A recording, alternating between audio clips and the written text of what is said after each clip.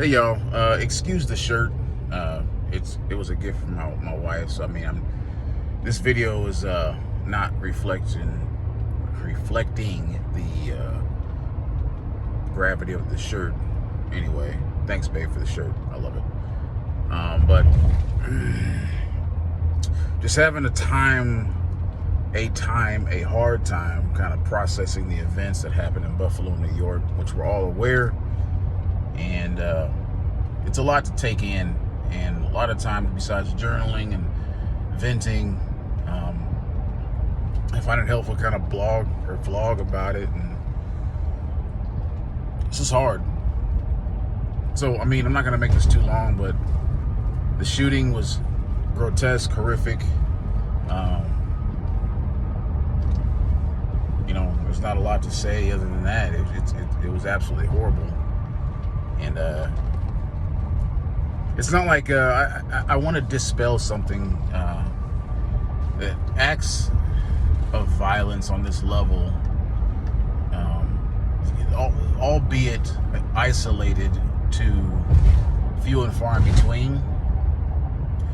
Acts of racial violent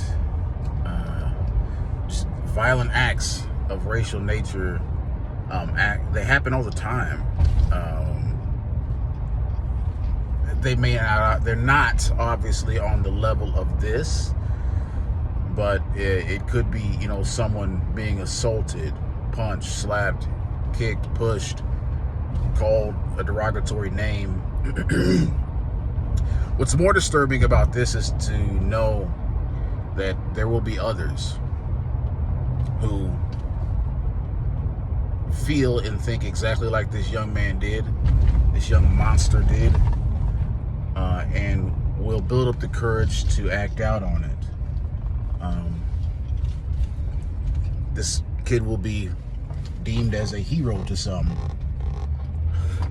He will, although he may receive a life sentence in prison, he'll live comfortably in prison amongst his Aryan brothers and those who think along the same lines as him. And he will be hailed in prison, living a great life for as long as he's there. That's just the truth. They're like, well, he's going to lose his freedom. He doesn't care about that. His only point was to make a statement. Even at the age of 18, he knew that his hate would bring enough attention to where his name would live in infamy. And for those who are like, well, this isn't an everyday occurrence, every month occurrence, even every year occurrence. I always want you to consider something. For the non-black person, I'm not even going to say brown or colored person, but for the non-black person, African American person, when is the last time that you walked around in a store and feared for your life? I'll just leave it at that. Just feared for your life. After this incident, you may be filled with empathetic rage, and you may be hurting for the families and just disgusted and upset at this act, but you will still go into a grocery store, to a movie theater, just out and about. You will not have the feeling that there is someone who hates you, and because they hate you, they just want to kill you. You will not feel that way. And that, my friend, is one example of the inherent white privilege. And I was like, oh my goodness, there goes the word again. But it's true, even if you don't want to accept it, that is the privilege. If you haven't seen the video,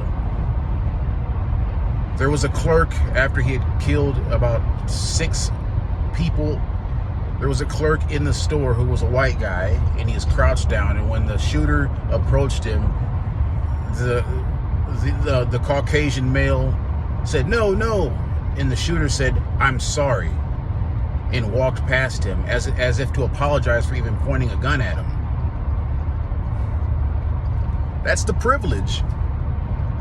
You have the privilege to not fear for your life on a daily basis, to not to get the benefit of the doubt when a shooter is on a rampage. They will overlook you, and they will shoot someone who was black because they are black.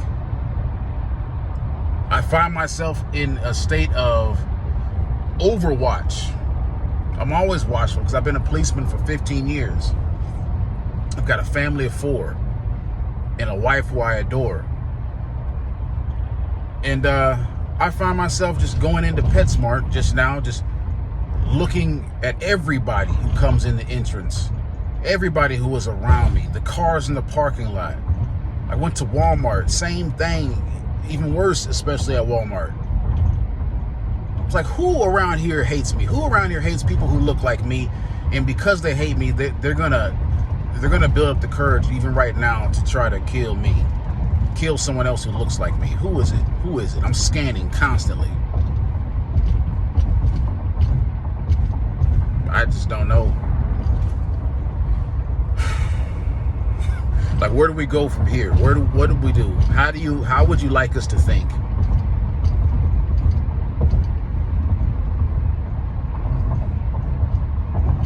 Racism is not dead. It's prevalent and it's alive and well. And there are those who are willing to prove how racist they are by doing what just happened in Buffalo, New York.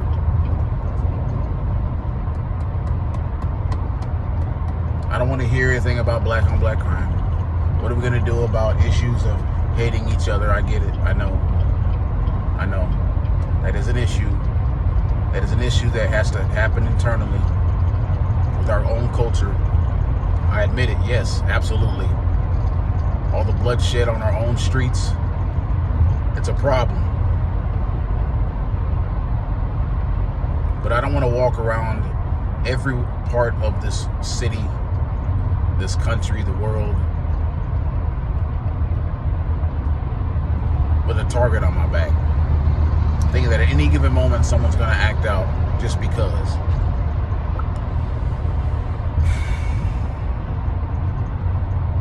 Anyway, everybody be prayed up. Watch your 6. Be careful, pay attention to what's going on. Can't live under a rock anymore. 2022. Everybody be safe.